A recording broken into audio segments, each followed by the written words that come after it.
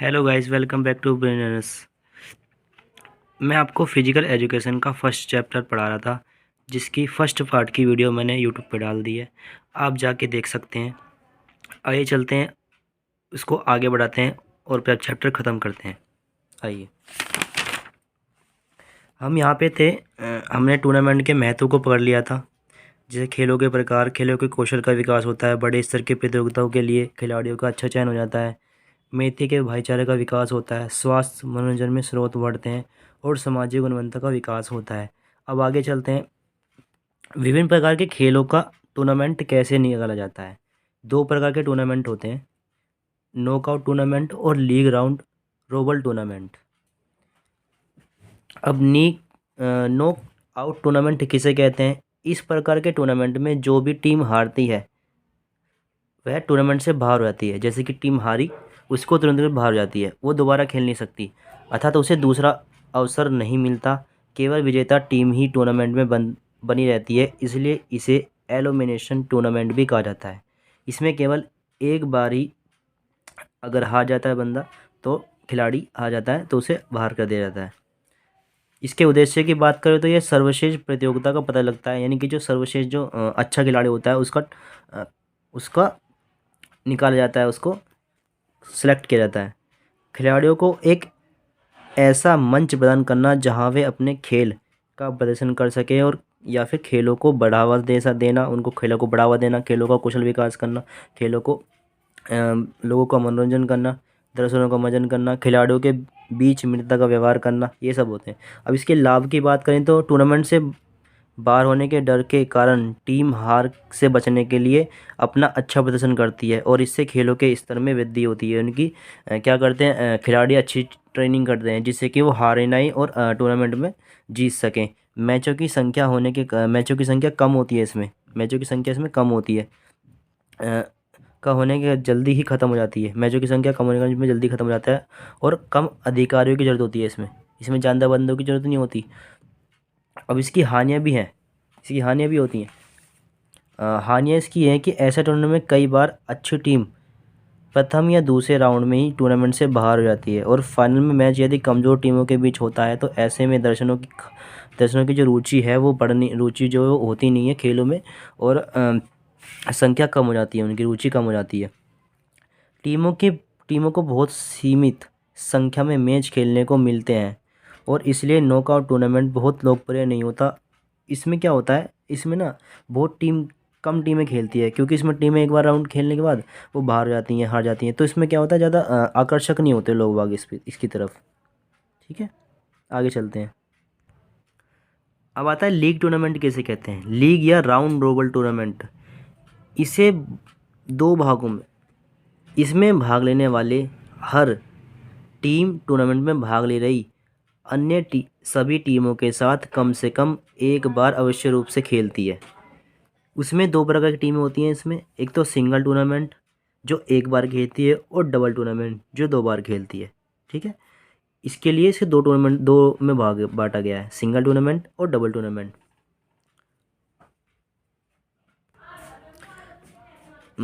देखिए आगे, single league tournament एक बार खेलती है अन्य के साथ। अब देखो इसका कैसे पता लगाएंगे। अब इसमें कैसे पता लगाते हैं, इसमें मैचों की संख्या कैसे पता लगाते हैं। मैचों की संख्या कर देंगे, फिर टीमों की संख्या और माइनस ब्रैकेट करेंगे, टीमों की संख्या -1 ब्रैकेट बंद, फिर बटे में 2 कर देंगे। जैसे कि एग्जांपल 7 टीम खेल रही हैं, 7 टीमों को 7 ब्रैकेट 7 - 1 ब्रैकेट बंद बटे में 2। अब इसमें से 7 में से 1 जाएगा तो कितना 6 बचेगा, और 7 और 6 की मल्टीप्लाई करेंगे तो कितना आएगा 42 आएगा, और 2 से भाग दे देंगे तो 21, यानी कि इसमें 21 मैच खेले जाएंगे इस टीम में। ठीक है। अब ऐसे अगर डबल टूर्नामेंट की बात करें तो डबल लीग टूर्नामेंट में भाग ले रही टीमें अन्य से 2 बार खेलती हैं, और इसकी मैचों की संख्या कैसे निकाली जाती है। इसकी मैचों की संख्या टीमों की संख्या ब्रैकेट टीमों की संख्या -1 ब्रैकेट बंद, अब बटे में 2 आता है। ऐसी इसमें क्या होता है, अगर एग्जाम्पल हम ले 9 टीमों खेल रही हैं, 9 टीमों को 9 बटे में 9 ब्रैकेट 9 -1 ब्रैकेट बंद बटे में 2। अगर 9 में से 1 जाएगा कितना बचेगा 8 बचेगा, 9 और 8 की मल्टीप्लाई करेंगे तो 72 आएगा, और बटे में से कितना करेंगे 2, तो कितना आएगा 36 मैच खेले जाएंगे इस टीम में। इसका ऐसे हम मैचों की संख्या निकाल सकते हैं। अब आगे चलते हैं। अब देखिए लीग टूर्नामेंट के लाभ क्या होते हैं। लीग टूर्नामेंट के लाभ, टूर्नामेंट के परफॉर्मेंस के कारण अच्छी व योग्य टीमों की फाइनल में विजय होती है। यानी कि जो अच्छी टीम खेलती है ना, इसमें क्या होते हैं, अच्छी अच्छी टीम होती हैं और सभी को खेलने को अच्छा मौका मिल जाता है। जो फाइनल में जो अच्छी टीमें पहुंच पाती हैं इसी वजह से, और दर्शकों को भी खेल की अधिक दिनों तक देखने का अवसर मिल जाता है। टीमों को टूर्नामेंट से बने रहने के लिए सभी मैच जीतने नहीं होते, खिलाड़ी को अच्छा प्रदर्शन होता है। अब इसकी हानियाँ भी हैं। हानियाँ की बात करें तो इस प्रकार के टूर्नामेंट में लंबे समय तक चलते रहते हैं। इसमें खर्चा ज़्यादा आता है और इसके लिए ज़्यादा अधिकारियों की आवश्यकता होती है। दूर से आने वाली टीमों को अधिक धन और समय व्यय करना पड़ता है, यानी खर्च करना पड़ता है। लंबे आयोजनों के कारण लोग का मन या रुचि नहीं होती इस टूर्नामेंट में। ठीक है, अब आता है नौका टूर्नामेंट के लिए फिक्चर कैसे तैयार करते हैं, यानी कि हम बाई कैसे देते हैं।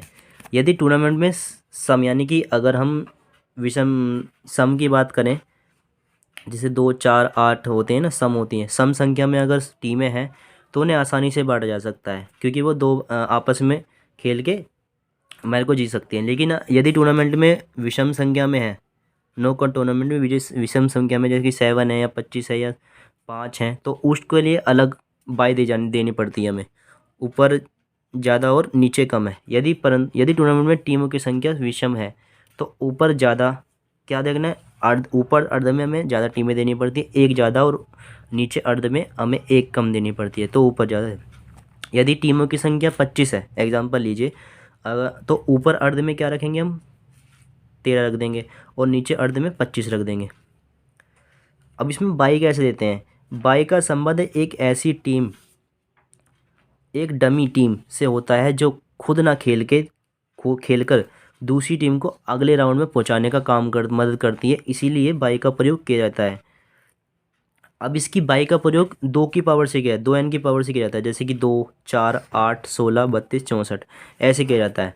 अब अगर हम टीमों की संख्या निकालनी है, टीमों में बाई निकालनी है तो कैसे निकालेंगे, और टीमों की संख्या कैसे निकालेंगे तो कैसे निकालेंगे, जैसे कि अब इसमें बता रहा है टीमों की बाई निकालनी है। अगर हमें टीमों की बाई निकालनी है तो कैसे निकालेंगे। अब जैसे कि टीम की संख्या 15 है, ठीक है, टीमों की संख्या 15 है, तो अब 2 की उच्चतम क्या, यानी 2n की उच्च पावर क्या होगी, 15 से बड़ा क्या है 16, तो 16 इसमें आ सकता है, तो क्या करेंगे 16 रख देंगे। 16 में से अगर हम 16 में से माइनस करेंगे 15 तो कितना आएगा 1, यानी कि हमें 1 बाई देनी पड़ेगी। अगर इसी की जगह हमारे पास 7 होता तो 7 हमें क्या लेना पड़ता है, हम इसमें 16 भी ले सकते हैं, 8 भी ले सकते हैं, 8 रख सकते थे तो भी हमें 1 बाई देनी पड़ेगी। अब जैसे कि 25 है, ठीक है, 25 है, 25 ले लिया हमें, तो हम 32 रखेंगे, क्योंकि उच्चतम पावर हमें 32 लेनी पड़ेगी, उसके बीच में तो कोई आता नहीं 25 से नीचे, 16 आता है, 16 इसका कम हो जाएगा, तो हम 32 ले लेंगे। 32 में से 25 घटाएंगे, कितना बचेगा, तो 7 बच जाता है। इसी तरह निकाली जाती है बाई की संख्या। अब आता है प्रत्येक अर्ध की टीमों की गणना कैसे की जाती है। अब ऊपरी अर्ध और निम्न अर्ध बोलते हैं। अब ऊपरी अर्ध की संख्या और निम्न अर्ध की संख्या कैसे निकाली जाती है वो देखते हैं। टीमों की संख्या +1 कर देते हैं और बटे में 2 कर देते हैं, उससे हम टीमों की संख्या निकाल जाती है ऊपरी अर्ध की। अगर निम्न अर्ध की टीम की संख्या निकालनी है तो क्या करेंगे, टीमों की संख्या -1 कर देंगे और बटे में 2 कर देंगे, तो हमारी निम्न अर्ध की संख्या निकल जाएगी। जैसे कि 15 टीमें हैं तो हमें क्या करना है, ऊपरी अर्ध देखना है। ऊपरी अर्ध में टोटल लिख देंगे, टीमों की संख्या 15 प्लस में 1 कर देंगे, बटे में 2। अब तो 16 हो गई, 15 और 1 16 हो गई।